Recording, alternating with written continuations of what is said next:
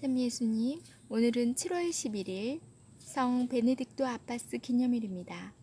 독서와 복음 말씀 봉독하도록 하겠습니다. 성부와 성자와 성령의 이름으로 아멘. 제1독서입니다. 이사야서의 말씀입니다. 우찌야 임금이 죽던 해에 나는 높이 솟아오른 어좌에 앉아 계시는 주님을 배웠는데 그분의 옷자락이 성전을 가득 채우고 있었다. 그분 위로는 사람들이 있는데 저마다 날개를 6씩 가지고서 둘로는 얼굴을 가리고 둘로는 발을 가리고 둘로는 날아다녔다. 그리고 그들은 서로 주고받으며 외쳤다. 거룩하시다, 거룩하시다. 거룩하시다 만군의 주님, 온 땅에 그분의 영광이 가득하다. 그 외치는 소리에 문지방 바닥이 뒤흔들리고 성전은 연기로 가득 찼다. 나는 말하였다. 큰일 났구나. 나는 이제 망했다. 나는 입술이 더러운 사람이다. 입술이 더러운 백성 가운데 살면서 임금이신 만군의 주님을 내 눈으로 뵙다니. 그러자 사람들 가운데 하나가 제단에서 타는 숯을 부집개로 집어 손에 들고 나에게 날아와 그것을 내 입에 대고 말하였다. 자, 이것이 너의 입술에 닿았으니 너의 죄는 없어지고 너의 죄악은 사라졌다. 그때 나는 이렇게 말씀하시는 주님의 소리를 들었다. 내가 누구를 보낼까? 누가 우리를 위하여 가리오? 내가 아뢰었다. 제가 있지 않습니까? 저를 보내십시오. 주님의 말씀입니다. 하느님 감사합니다. 복음 말씀입니다. 마테오가 전한 거룩한 복음입니다. 그때 예수님께서 사도들에게 말씀하셨다. 제자는 스승보다 높지 않고 종은 주인보다 높지 않다. 제자가 스승처럼 되고 종이 주인처럼 되는 것으로 충분하다.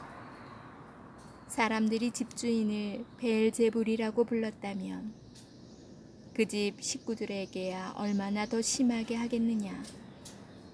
그러니 너희는 그들을 두려워하지 마라. 숨겨진 것은 드러나기 마련이고 감추어진 것은 알려지기 마련이다. 내가 너희에게 어두운 데에서 말하는 것을 너희는 밝은 데에서 말하여라. 너희가 귓속말로 들은 것을 지붕 위에서 선포하여라. 육신은 죽여도 영혼은 죽이지 못하는 자들을 두려워하지 마라. 오히려 영혼도 육신도 지옥에서 멸망시킬 수 있는 분을 두려워하여라. 잠새 2마리가 한 잎에 팔리지 않느냐. 그러나 그 가운데 1마리도 너희 아버지의 허락 없이는 땅에 떨어지지 않는다.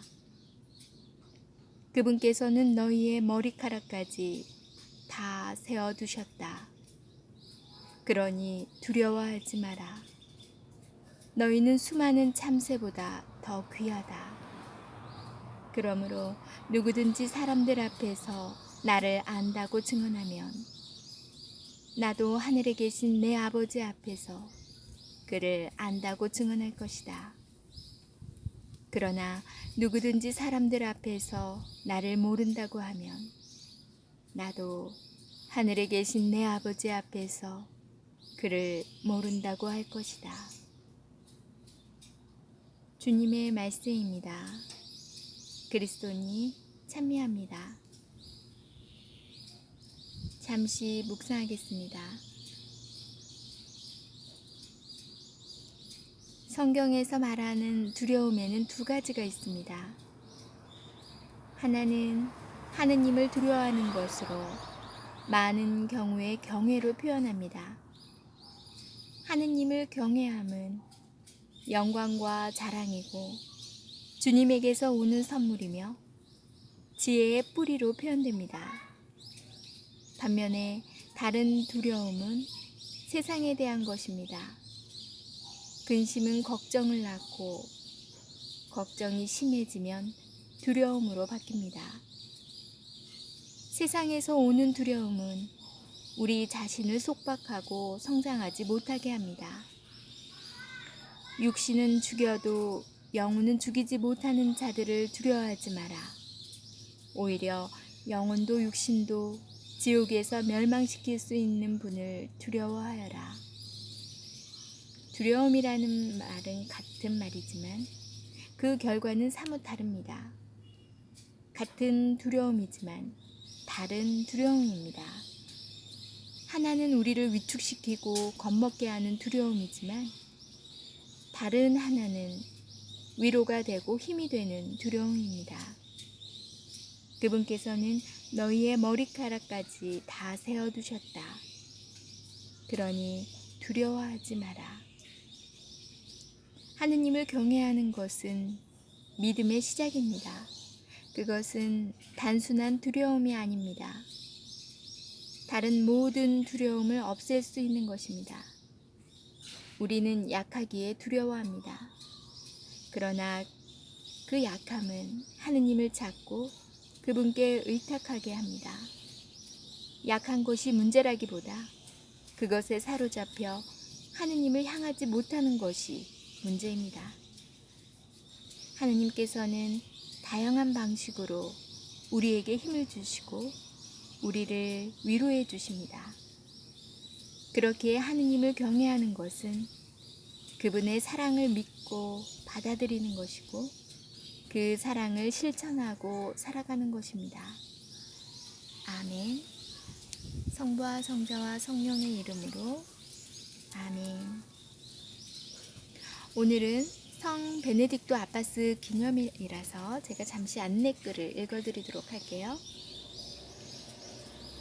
서방 수도 생활의 아버지라 불리는 베네딕토 성인은 480년 무렵 이탈리아의 중부지방 누르시아에서 태어났다.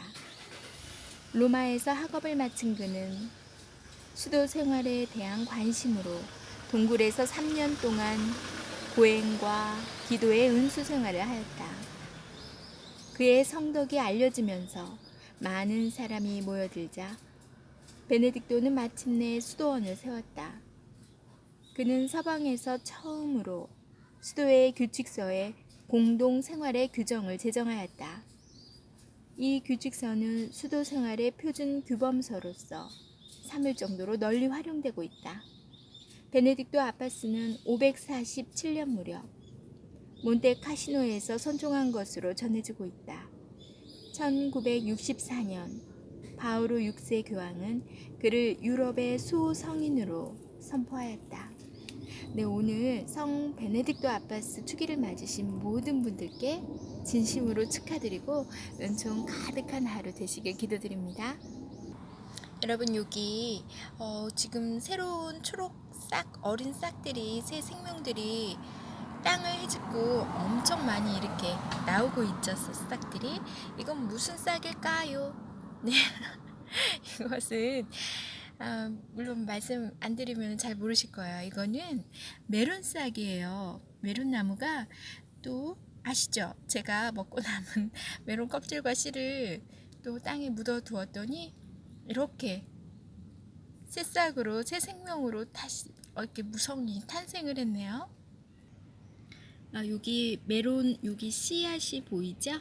씨앗이 아주 이렇게 매달려 있어요. 정말 신기합니다. 오늘 복음에서 하느님께서는 참새 2마리가 한 잎에 팔리지 않느냐, 그 가운데 한 마리도 너희 아버지의 허락 없이는 땅에 떨어지지 않는다고 말씀하셨어요.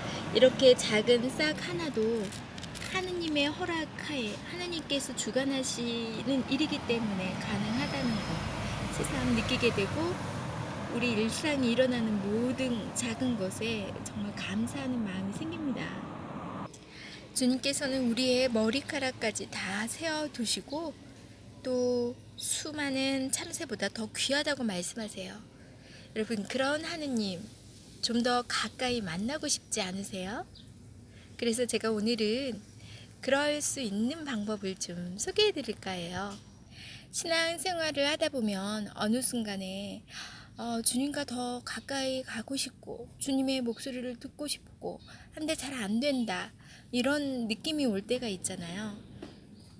제가 예전에 영상에서 댓글에 어떠한 천주교의 기도법이 무엇이 있는지 질문이 있어서 잠시 설명한 적이 있었는데요. 그때 관상 기도라고 설명을 하면서 그때는 제가 그게 무엇인지 잘 몰랐어요. 그래서 이곳저곳 자료를 보아도 잘 모르겠더라고요.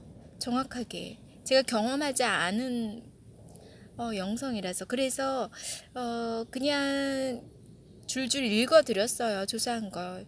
아마 제가 완전히 이해하지 못했기 때문에 듣는 분도 무엇인지 잘 모르셨을 거예요.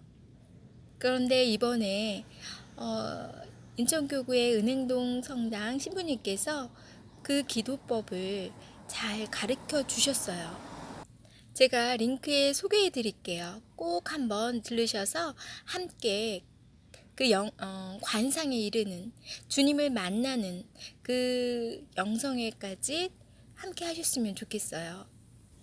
저도 그 단순함의 기도로 시작을 하는데 몇 번 그 연습이 필요하거든요. 연습하고 있는데 제가 완벽하게 되지 않아도 그 과정이 굉장히 행복한 순간인 것 같아요. 그래서 이 좋은 방법을 여러분들에게도 나눠드리고 공유하고 싶어서 소개해드려요.